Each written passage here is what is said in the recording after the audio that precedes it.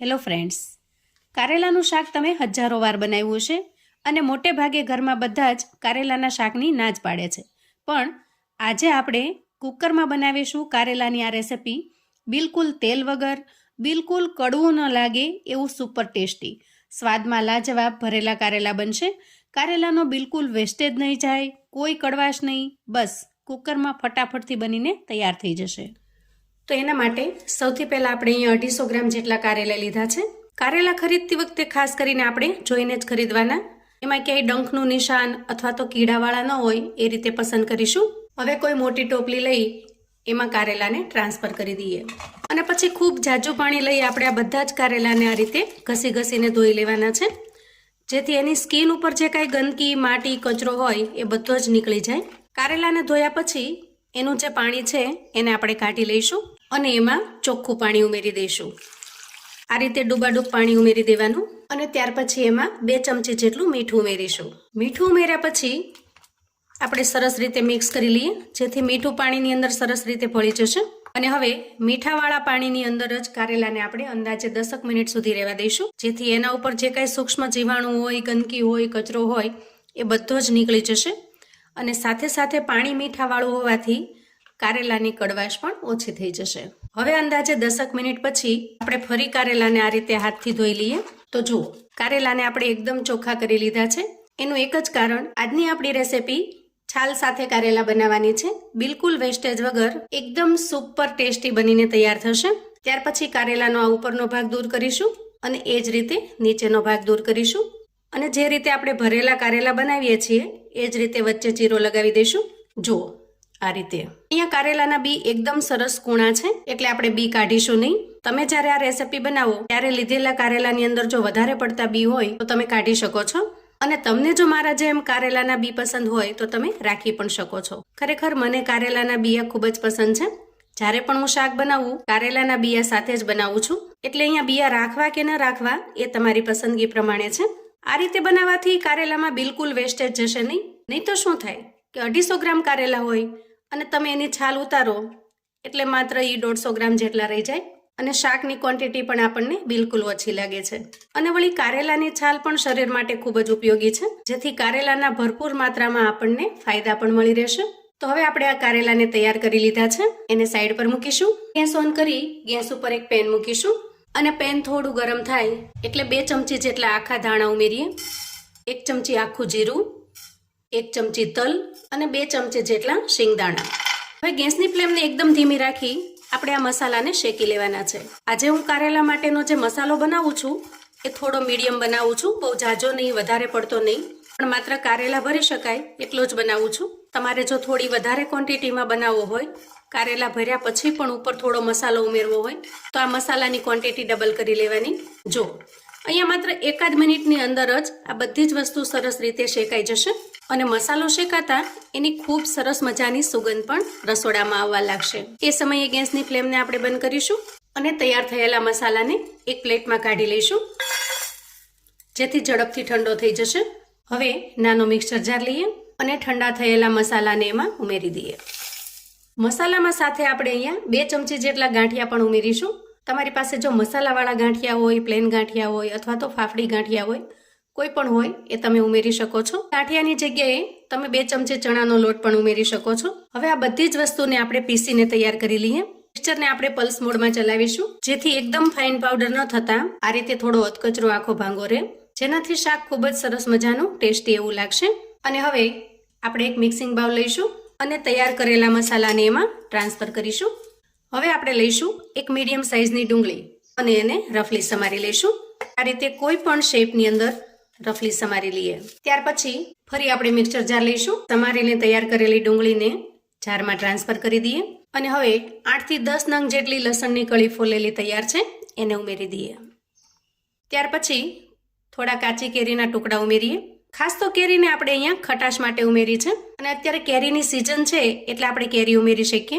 અને કેરીની સિઝન વગર જો તમે આ શાક બનાવી રહ્યા હો તો તમારે 1 ચમચી જેટલો આમચૂર પાવડર ઉમેરવાનો છે અથવા તો 2 ચમચી જેટલો લીંબુનો રસ પણ ઉમેરી શકો છો. ટૂંકમાં રેસિપીમાં જો થોડી ખટાશ હશે તો ટેસ્ટ એકદમ જબરદસ્ત બનીને તૈયાર થશે. હવે ઢાંકણ ઢાંકીશું અને આ બધી જ વસ્તુને સરસ રીતે પીસી લઈશું. આપણે આ બધી જ વસ્તુને એકદમ ફાઇન નથી પીસવાની, થોડી ઘણી અધકચરી રહે, થોડા એમાં ચંક્સ રહે એ રીતે પીસવાની છે. જુઓ, થોડા નાના મોટા ટુકડા રહે એ રીતે પીસી લેવાની છે. ત્યાર પછી આપણે જે સૂકા મસાલાને ગ્રાઇન્ડ કરીને રાખ્યા છે એ લઈશું અને તૈયાર કરેલી પેસ્ટને એમાં ટ્રાન્સફર કરીશું. કારેલા બનાવવાની આજની જે રીત છે એકદમ યુનિક અને સાવ અલગ છે, કેમ કે આ રીતના મસાલા તમે ક્યારેય નહીં કર્યા હોય. ખરેખર ખૂબ જ ટેસ્ટી અને લાજવાબ બનીને તૈયાર થશે. હવે પેસ્ટ ઉમેર્યા પછી આપણે થોડા રૂટીન મસાલા કરીશું. સૌથી પહેલા ઉમેરીશું સ્વાદ પ્રમાણે મીઠું, 1 ચમચી ધાણા પાવડર ઉમેરીશું, અડધી ચમચી હળદર ઉમેરીશું અને 1 ચમચી લાલ મરચું પાવડર ઉમેરીશું. હવે હાથની મદદથી બધા જ મસાલાને સરસ રીતે મિક્સ કરી લઈશું. તો મોટાભાગે જ્યારે પણ આપણે ભરેલા કારેલાનું શાક બનાવીએ તો ચણાનો લોટ શેકી એમાં મસાલા કરીને બનાવતા હોઈએ, પણ આજે જે મસાલા બનાવ્યા છે એકદમ અલગ રીતથી બન્યા છે. આ મસાલાથી શાક તમને ખૂબ જ ટેસ્ટી લાગશે અને બિલકુલ કડવું પણ નહીં લાગે. જુઓ, હવે આ જે તૈયાર કરેલો મસાલો છે એને આપણે કારેલામાં ભરી દઈએ. અહીંયા કારેલામાં જેટલી જગ્યા હોય એટલો જ મસાલો ભરવાનો છે. બહુ વધારે પડતો પ્રેશર કરીને કે વધારે પડતો બહાર નીકળી જાય એ રીતે નહીં ભરીએ. અહીંયા આપણે બધા જ કારેલા ભરીને તૈયાર કરી લીધા છે. હવે આપણે કુકર લઈશું અને એમાં અડધા ગ્લાસ જેટલું પાણી ઉમેરીશું. જો અહીંયા ખાસ વધારે પાણી ઉમેરવાનું નથી, માત્ર અડધા ગ્લાસ જેટલું જ ઉમેરવાનું છે. ખાલી એનું તળિયું ઢંકાય એટલું જ. અને ત્યાર પછી એના અંદર ભરેલા કારેલાને આ રીતે સેટ કરીશું. જુઓ, અહીંયા હું જેમ તમને બતાવું છું એ રીતે કારેલાને સેટ કરવાના છે. ખાસ કરીને મસાલાનો ભાગ છે એ ઉપર રહેવો જોઈએ એ રીતે સેટ કરી દેવાના. ત્યાર પછી ઢાંકણ ઢાંકીશું અને કુકરની 1 સીટી વગાડી લઈશું. અહીંયા ખાસ એ વાતનું ધ્યાન રાખવાનું છે કે આપણે માત્ર 1 જ સીટી કરવાની છે. કુકરની 1 સીટી થયા પછી આપણે એનું પ્રેશર નીકળવા દઈએ. વાહ, એકદમ સરસ મજાના કારેલા બનીને તૈયાર થઈ ગયા છે. હવે તૈયાર થયેલા કારેલાને આપણે પ્લેટમાં કાઢી લઈશું. તો જુઓ, કોઈ પણ જાતની તામઝામ વગર, કોઈ વધારાની મહેનત વગર એકદમ સરળતાથી આસાનીથી ભરીને તૈયાર કરેલા કારેલા કુકરમાં આરામથી બફાઈ જશે. હવે કુકરની અંદર જે કારેલાને બાફેલું પાણી વધ્યું છે એના અંદર કારેલાની ઘણી બધી કડવાશ જતી રહે છે. હવે એ પાણીનો કોઈ ઉપયોગ ન કરતા આપણે એને જવા દઈશું. તો જુઓ, નહીં છાલ ઉતારવાની, નહીં છોલવાના કે નહીં બાફવાના, ઇન્સ્ટન્ટ ખૂબ જ ઝડપથી કુકરની અંદર ભરેલા કારેલા બનીને તૈયાર થશે અને વળી એકદમ નવા મસાલાથી નવા ટેસ્ટમાં. તો મેં અગાઉ કહ્યું હતું ને મિત્રો કે 1 પણ ટીપું તેલના ઉપયોગ વગર પણ તમે ભરેલા કારેલાનું શાક બનાવી શકો છો. મોટાભાગે જ્યારે પણ આપણે ભરેલા કારેલાનું શાક બનાવીએ ત્યારે એમાં ખૂબ ઝાઝું તેલ જોઈતું હોય છે, પણ આ શાકને થોડું વધારે ટેસ્ટી અને સ્વાદિષ્ટ બનાવવા માટે આપણે એક વઘાર કરી લઈએ. તો એના માટે ગેસ ઓન કરીશું અને ગેસ ઉપર એક પેન મૂકીશું. હવે પેનમાં 1 નાના ચમચા જેટલું તેલ લઈએ અને સરસ રીતે ફેલાવી દઈએ. ત્યાર પછી તેલ થોડું ગરમ થાય એટલે ભરેલા કારેલાને આ રીતે સેટ કરીશું. એકદમ ઓછા તેલમાં પણ ખૂબ જ ટેસ્ટી અને મજેદાર બનશે. અને ખરેખર મિત્રો, કારેલા બનાવવાની આ રીત તમે ક્યારેય ટ્રાય નહીં કરી હોય તો એક વખત ચોક્કસથી બનાવજો. અને આજની મારી આ ભરેલા કારેલા બનાવવાની રીત જો તમને પસંદ આવી હોય તો વિડીયોને લાઈક ચોક્કસથી કરજો. ઘણી વખત શું થાય છે મિત્રો કે તમને વિડીયો ગમે તો છે પણ તમે એને લાઈક કરતા ભૂલી જાઓ છો.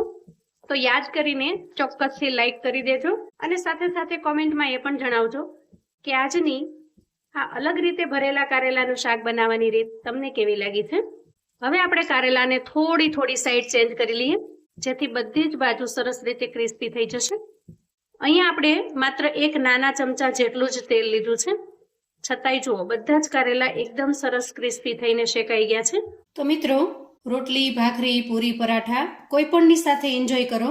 સ્વાદમાં ખૂબ જ ટેસ્ટી એવા લાગે છે. વળી દાળ ભાતની સાથે આ શાકનું કોમ્બિનેશન એકદમ જોરદાર બનીને તૈયાર થશે. ભરેલા કારેલાનું શાક, ગરમા ગરમ રોટલી અને દાળ ભાત ખરેખર મારું તો એ ખૂબ જ ફેવરિટ છે. તો મિત્રો, જો ક્યારેય તમે આ રીતે કારેલાનું શાક ન બનાવ્યું હોય તો એક વખત ચોક્કસથી બનાવજો. ખરેખર ખૂબ જ સ્વાદિષ્ટ લાગે છે.